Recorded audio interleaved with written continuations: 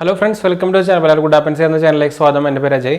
അപ്പോൾ നമ്മൾ ഇന്ന് പരിചയപ്പെടാൻ പോകുന്നത് നമ്മുടെ Windows 11 നെ കുറിച്ചാണ്. എങ്ങനെ നമ്മൾ ഇൻസ്റ്റാൾ ചെയ്യാൻ പോകുന്നതാണ്, നമുക്ക് എങ്ങനെയാണ് സ്റ്റെപ്പ് നമുക്ക് ഈസി ആയിട്ട് എങ്ങനെ നമുക്ക് ഫ്രീ ആയിട്ട് നമുക്ക് എല്ലാ ലാപ്ടോപ്പിലോ ഡെസ്ക്ടോപ്പിലോ ഇൻസ്റ്റാൾ ചെയ്യാനാണ് നമ്മൾ നോക്കാൻ പോകുന്നത്. അപ്പോൾ നിങ്ങൾ അറിഞ്ഞിട്ടുണ്ടായിരിക്കും നമ്മൾ 2 ദിവസം മുമ്പ് നമ്മുടെ Windows 11 officially stable version release ആയിട്ടുണ്ട്. അപ്പോൾ കുറേ പേർക്ക് അത് വെച്ചാൽ നമുക്കിപ്പോൾ വിൻഡോസ് മൈക്രോസോഫ്റ്റ് പറഞ്ഞേക്കുന്നത് വെച്ചാൽ 2022 വരെ ഈ അപ്ഡേറ്റ് പുഷ് ചെയ്തുകൊണ്ടേയിരിക്കും. എന്ന് വെച്ചാൽ ഒരു അപ്ഡേറ്റ് കൊടുക്കാൻ പോകുന്നത് ഒരേ സ്റ്റെപ്പ് ബൈ സ്റ്റെപ്പ് എന്ന് വെച്ചാൽ ഒരേ മോഡലിനനുസരിച്ചോ അല്ലെങ്കിൽ ഓരോ ഏത് ഇയറിലാണോ ഏത് മോഡലാണ് നമ്മുടെ ഡിവൈസ് മോഡൽ നോക്കിയിട്ടൊക്കെയാണ് ഇവർ പുഷ് ചെയ്യാൻ പോകുന്നത്. അപ്പോൾ പതുക്കെ കിട്ടി തുടങ്ങിയതുള്ളൂ. കുറച്ച് പേർക്ക് ചിലപ്പോൾ കിട്ടിയായിരിക്കും, കുറച്ച് പേര് ചിലപ്പോൾ ഒരു കൊല്ലം കഴിഞ്ഞിട്ട് കിട്ടുള്ളൂ. അപ്പോൾ അങ്ങനെ ഒരു ഇഷ്യൂ ഉണ്ട്. ഇതിന് ഇഷ്യൂ അല്ല, ശരിക്കും അങ്ങനെയാണ് ഇവർ പുഷ് ചെയ്തേക്കുന്നത്. ഇവരുടെ ഒരു OT അപ്ഡേറ്റ് എന്ന് പറഞ്ഞിട്ട് ഇവർ പുഷ് ചെയ്തേക്കുന്ന മെത്തേഡ് അങ്ങനെയാണ്. അപ്പോൾ നമുക്ക് നോക്കിക്കഴിഞ്ഞാൽ കൺസ്യൂമർ നോക്കിക്കഴിഞ്ഞാൽ ഒരു ഇഷ്യൂ ആണ്. എന്ന് വെച്ചാൽ അപ്ഡേറ്റ് പുതിയത് ലേറ്റ് ആകുമ്പോൾ ഒരു ഇഷ്യൂ ആണല്ലോ. അപ്പോൾ നമുക്ക് എങ്ങനെ അത് ഈസി ആയിട്ട് നമ്മുടെ ഇപ്പോൾ Windows 10 അല്ലെങ്കിൽ Windows 8 ഉപയോഗിക്കുന്നവർക്ക് എങ്ങനെ നമുക്കത് ഒഫീഷ്യലായിട്ട് തന്നെ സ്റ്റേബിൾ വെർഷനിലേക്ക് എങ്ങനെ നമുക്ക് ഈസി ആയിട്ട് അപ്ഡേറ്റ് ചെയ്യാനാണ് നമ്മൾ നോക്കാൻ പോകുന്നത്. പിന്നെ ഒരു കാര്യം ശ്രദ്ധിക്കാനുള്ളത്, നിങ്ങൾക്ക് ഒറിജിനൽ ലൈസൻസ് ഉള്ള ആൾക്കാർ വേണം അത് ചെയ്യാൻ. എന്ന് വെച്ചാൽ ഒറിജിനൽ ലൈസൻസ് ഇല്ലെങ്കിൽ ചിലപ്പോൾ അപ്ഡേറ്റ് ഫെയിൽ ആവാനും കാര്യങ്ങളൊക്കെ ആവാനൊക്കെ ചാൻസ് ഉണ്ട്. അപ്പോൾ ക്രാക്ക്ഡ് ചെയ്തവരും അതുപോലെ ട്രയൽ ചെയ്തവർക്കും ചെയ്യാം. പക്ഷേ എന്തായാലും നിങ്ങൾക്കറിയാം ട്രയൽ വെർഷനായിട്ട് ഇരിക്കുള്ളൂ. അപ്പോൾ ഒറിജിനൽ ലൈസൻസ് ഉള്ളവർ മാത്രം ചെയ്യുക. അത് റെക്കമെൻഡ് അങ്ങനെയാണ് കേട്ടോ. ക്രാക്കുള്ളവർക്ക് വേണമെങ്കിൽ ചെയ്തൊക്കെ ചിലപ്പോൾ പിടിക്കും, ചിലപ്പോൾ പിടിക്കാതിരിക്കില്ല, പറയാൻ പറ്റില്ല. എന്ന് വെച്ചാൽ ഇപ്പോൾ വിൻഡോസിലും പുതിയതാണ്, അപ്പോൾ അതിന് ക്രാക്ക്ഡ് സാധനമൊന്നും ഇറങ്ങിയിട്ടില്ല. അപ്പോൾ മോസ്റ്റ്ലി പിടിക്കാനാണ് സാധ്യത. അപ്പോൾ ഒറിജിനൽ ലൈസൻസ് ഉള്ളവർ മാത്രം. അപ്പോൾ പിന്നെ എന്തായാലും നമ്മൾ ഒറിജിനൽ സാധനം ഉപയോഗിക്കണം. എന്ന് വെച്ചാൽ ക്രാക്ക്ഡ് ഉപയോഗിക്കാണ്ടിരിക്കുക മാക്സിമം. അതിൽ വൈറസും കാര്യങ്ങളൊക്കെ ഉണ്ടാകാൻ ഭയങ്കര ചാൻസുകളുണ്ട്. നമുക്ക് ക്രാക്ട് സോഫ്റ്റ്വെയറൊക്കെ വൈറസുകളായിരിക്കും. അപ്പോൾ മാക്സിമം ഒറിജിനൽ ഉപയോഗിക്കാൻ നോക്കുക. പ്രത്യേകിച്ച് നിങ്ങൾക്ക് ഇപ്പോൾ ബാങ്കിങ് കാര്യങ്ങളൊക്കെ ചെയ്യുന്നുണ്ടെങ്കിൽ ബാങ്കിങ്, അതുപോലെ എന്തായാലും നമുക്ക് നമ്മുടെ എല്ലാ ഡിവൈസും സംബന്ധം നമ്മുടെ കമ്പ്യൂട്ടറിലൊക്കെ ആണല്ലോ. അപ്പോൾ ഇത് ക്രാക്ഡ് സോഫ്റ്റ്വെയർ ഒക്കെ ആണെന്ന് വെച്ചാൽ ശരിക്കും മോസ്റ്റ്ലി നിങ്ങൾക്ക് അറിയണ്ടായിരിക്കും. നമ്മുടെ ആൻറ്റിവൈറസ് ഒക്കെ ഉണ്ടെങ്കിൽ ക്രാക്ക് ചെയ്യാനുള്ള സോഫ്റ്റ്വെയർ പിടിക്കാനുണ്ടായിരിക്കും. അത് ഓരോ ട്രോജനും ഓരോ ആൻറ്റിവൈറസാണ്. ചിലപ്പോൾ വലിയ ഹാംഫുൾ ആയിരിക്കില്ല, പക്ഷേ ചിലത് ഹാംഫുൾ ആയിരിക്കും, നമുക്ക് പറയാൻ പറ്റില്ല. അപ്പോൾ മാക്സിമം ഉപയോഗിക്കാണ്ടിരിക്കാൻ നോക്കുക, ഒറിജിനൽ തന്നെ ഉപയോഗിക്കാൻ നോക്കുക. അപ്പോൾ ഒറിജിനൽ ഉള്ളവർക്കുള്ള സ്റ്റെപ്സാണ് ഞാൻ പറയുന്നത്. ബാക്കിയുള്ളവർക്ക് ഉറപ്പ് പറയുന്നില്ല, ചിലപ്പോൾ മോസ്റ്റ്ലി പിടിക്കുന്നത് വെച്ചാൽ പുതിയ വെർഷനാണ്. അപ്പോൾ അതിന് ക്രാക്കും കാര്യങ്ങളൊന്നും ഇറങ്ങിയിട്ടുണ്ടാവില്ല. അപ്പോൾ എന്തായാലും പിടിക്കാൻ ചാൻസ് ഉണ്ട്. പിന്നെ അവർ സെക്യൂരിറ്റിയും കാര്യങ്ങളൊക്കെ കൂട്ടിയിട്ടുണ്ട്. അപ്പോൾ നമ്മൾ ഈ വീഡിയോൻ്റെ പിന്നാലെ തന്നെ നമ്മൾ ഇതിൻ്റെ ഒരു ഓവറോൾ യൂസേജ് റിവ്യൂ നമ്മൾ ചെയ്യുന്നുണ്ട്.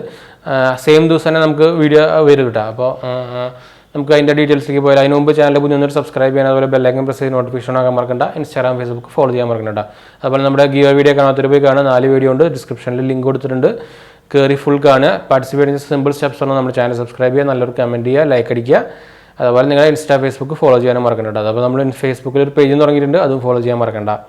പിന്നെ ഞാൻ ജസ്റ്റ് ഒരു എന്താ പറയുക, ഒരു ബ്രീഫായിട്ട് നമുക്കൊരു സ്റ്റെപ്സ് പറഞ്ഞു കഴിഞ്ഞാൽ നമുക്ക് ശരിക്കും ഫസ്റ്റ് തന്നെ നമ്മൾ സ്റ്റെപ്സ് ചെയ്യേണ്ടതെന്ന് വെച്ചാൽ നമ്മുടെ ഇപ്പോൾ ഉള്ള Windows 10 ഫുള്ളി അപ്ഡേറ്റഡ് ആണെന്ന് വെച്ചാൽ ഫുള്ളി അപ്ഡേറ്റഡ് ആയിരിക്കണം കേട്ടോ. ഫുള്ളി അപ്ഡേറ്റഡ് ആയിരിക്കണം. പിന്നെ നമുക്ക് ജസ്റ്റ് നമ്മുടെ ഗൂഗിളിൽ കയറിയിട്ട് Windows 11 സെർച്ച് ചെയ്താൽ മതി. അപ്പോൾ നമുക്കൊരു പേജ് കിട്ടും. അപ്പോൾ ആ പേജിൽ നിന്ന് നമുക്ക് 3 തരത്തിൽ അപ്ഡേറ്റ് ചെയ്യാൻ പറ്റും. എന്ന് വെച്ചാൽ ഡൗൺലോഡ് ചെയ്യാൻ പറ്റും, അല്ലെങ്കിൽ അപ്ഗ്രേഡ് ചെയ്യാൻ പറ്റും. എന്ന് വെച്ചാൽ നമുക്കൊരു Windows 11 അസിസ്റ്റന്റ് എന്നൊരു സംഭവമുണ്ട്, അത് വെച്ച് നമുക്ക് അപ്ഡേറ്റ് ചെയ്യാം. അല്ലെങ്കിൽ നമുക്ക് ഒരു മീഡിയ ഫോർമാറ്റിൽ നമുക്ക് ഡൗൺലോഡ് ചെയ്തിട്ട് അത് വെച്ച് അപ്ഡേറ്റ് ചെയ്യാം. അല്ലെങ്കിൽ നമുക്കൊരു ISO ഫോർമാറ്റിൽ ഡൗൺലോഡ് ചെയ്തിട്ട് നമ്മൾ പണ്ട് ചെയ്യാറുള്ള പോലെ തന്നെ ഒരു USB-ലോ അല്ലെങ്കിൽ Windows DVD-ലോ ഒക്കെ റൈറ്റ് ചെയ്തിട്ട് നമുക്ക് ഫുള്ളി റൈറ്റ് ചെയ്യാം. പക്ഷേ ഈ ആദ്യത്തെ മെത്തേഡിൽ ഒഴിച്ച് ബാക്കിയെല്ലാം നിങ്ങൾ ഉപയോഗിക്കുന്ന സമയത്ത് തന്നെ ബാക്കപ്പ് എടുത്ത് വയ്ക്കാൻ മറക്കണമെന്ന് വെച്ചാൽ ബാക്കി എല്ലാത്തിലും നമ്മുടെ ഫുൾ ഫയൽസും ഡാറ്റയൊക്കെ പോകാൻ ഭയങ്കര സാധ്യതകളുണ്ടെന്ന് വെച്ചാൽ നമ്മൾ ഫോർമാറ്റ് ചെയ്തായിരിക്കും മോസ്റ്റ്ലി ചെയ്യുക. ഈ ഫസ്റ്റ് മെത്തേഡ് അസിസ്റ്റന്റ് വെച്ചാൽ മാക്സിമം നമ്മൾ റെക്കമെൻഡ് ചെയ്യുന്നത് ഈ Windows 11 അസിസ്റ്റന്റ് ഉപയോഗിച്ചിട്ടാണ് ഉണ്ടാകുക. അപ്പോൾ നമ്മളൊന്നിപ്പോൾ കാണിച്ചു തരാൻ പോകുന്നു അത് തന്നെയാണ് Windows 11 അസിസ്റ്റന്റ് നമ്മൾ ചെയ്യാൻ പോകുന്നത്. അപ്പോൾ അതിൻ്റെ പ്രത്യേകത വെച്ചാൽ നമ്മുടെ ഡോക്യുമെന്റ്സും അതുപോലെ ബാക്കപ്പ് എടുക്കേണ്ട ആവശ്യമില്ല. ഒന്നും പോകാൻ നമ്മുടെ 100% ഒന്നും പോവില്ല. അപ്പോൾ അത് വെച്ചിട്ടാണ് നമ്മൾ ചെയ്യാൻ പോകുന്നത്. അപ്പോൾ നമ്മുടെ ഒഫീഷ്യൽ വിൻഡോസാണ് നമ്മൾ ഉപയോഗിക്കുന്നത്. എക്സ്ട്രാ വാങ്ങിച്ചാണ് ഡെസ്ക്ടോപ്പ് ചെയ്തപ്പോൾ നമ്മൾ വാങ്ങിച്ചിട്ടുണ്ടായിരുന്നു. അപ്പോൾ നമ്മുടെ സേഫ്റ്റിയും കാര്യങ്ങളൊക്കെ നോക്കാൻ വേണ്ടിയിട്ട് വാങ്ങിയിട്ടുണ്ടായിരുന്നു. അപ്പോൾ അതാണ് നമ്മളിന്ന് അപ്ഡേറ്റ് ചെയ്യാൻ പോകുന്നത്. അപ്പോൾ അതിൻ്റെ സ്റ്റെപ്സാണ് നമ്മളിപ്പോൾ കാണാൻ പോകുന്നുണ്ട്. അപ്പോൾ നമുക്ക് ഡയറക്റ്റ് അതിലേക്ക് പോകാം. അപ്പോൾ നമ്മൾ കമ്പ്യൂട്ടർ സ്ക്രീനിൽ എത്തിയിട്ടുണ്ട്. അപ്പോൾ നമുക്ക് ഇനി ആദ്യം വേണ്ടത് നമുക്ക് നമ്മുടെ സെറ്റിങ്സിൽ കയറിയിട്ട് അപ്ഡേറ്റിൽ വന്നിട്ടുണ്ടോ നോക്കാം. എന്തായാലും വന്നിടാൻ ചാൻസ് ഇല്ല. എന്നുവെച്ചാൽ ഓരോ സെക്ഷനായിട്ടാണ് അപ്ഡേറ്റ് വിട്ടുകൊണ്ടിരിക്കുന്നത്. അപ്പോൾ ഇതിൽ വന്നിട്ടില്ല, ഞാൻ നേരത്തെ നോക്കിയിട്ടുണ്ടായിരുന്നു. അപ്പോൾ നമുക്ക് ആദ്യം തന്നെ നമ്മുടെ എന്താ പറയുക ഗൂഗിൾ ക്രോമിൽ കയറുക. വിൻഡോസ് 11 ഡൗൺലോഡ് എന്ന് അടിച്ചു കൊടുക്കുക, സെർച്ച് ചെയ്യുക. അപ്പോൾ ഇങ്ങനെ ഒരു പേജ് വരും. അപ്പോൾ അത് ഡയറക്റ്റ് ഓപ്പൺ ചെയ്യുക. ഇത് ചിലപ്പോൾ കുറച്ച് സമയം എടുക്കുന്നത് വെച്ചാൽ ഇതിപ്പോൾ പുതിയ ലോഞ്ച് ആയത് കൊണ്ട് കുറച്ച് ടൈം എടുക്കുന്നുണ്ട്. ഇടയ്ക്ക് ഡൗൺലോഡ് നല്ല സ്പീഡ് ഉണ്ടെങ്കിലും കുറച്ച് ഡൗൺലോഡല്ല നമ്മുടെ പേജിലേക്ക് വരാൻ കുറച്ച് സമയം എടുക്കുന്നുണ്ട് ചില സമയത്ത്. അപ്പോൾ നമുക്ക് ഇങ്ങനൊരു പേജ് വരും, download Windows 11. There are 3 options below for installing and creating Windows 11 media. അതിൽ ആദ്യത്തെ പറഞ്ഞാൽ 11 ഇൻസ്റ്റോളേഷൻ അസിസ്റ്റൻറ്റ് വെച്ചിട്ടാണ് നമ്മൾ നോർമൽ പോലെ. പിന്നെ ക്രിയേറ്റ് 11 ഇൻസ്റ്റോളേഷൻ മീഡിയ ഉണ്ടാക്കാൻ പറ്റും. പിന്നെ നമുക്ക് ISO ഇമേജ് വേണമെങ്കിൽ ഡൗൺലോഡ് ചെയ്തിട്ട് അങ്ങനെ നമുക്ക് ഡൗൺലോഡ് ചെയ്യാം. നമുക്ക് ഫസ്റ്റ് മോഡ് ചെയ്യാം, ഡൗൺലോഡ് നമുക്ക് കൊടുക്കാം നമുക്ക്. അപ്പോൾ 11 ഇൻസ്റ്റോളർ വരും കേട്ടോ. അപ്പോൾ പിന്നെ എന്താ ചെയ്യുന്നത് വെച്ചാൽ നമുക്കപ്പോൾ ഇൻസ്റ്റാൾ വരുമ്പോൾ S കൊടുക്കണം. അപ്പോൾ പിന്നെ നമ്മൾ ചോദിക്കാൻ പോകുന്നത് ഇത് ഞാൻ ഓൾറെഡി മുമ്പ് വരെ ചെയ്തിട്ടുണ്ടായിരുന്നു. വേറൊരു സെറ്റിങ്സ് കൂടി ഉണ്ട് നമുക്ക്.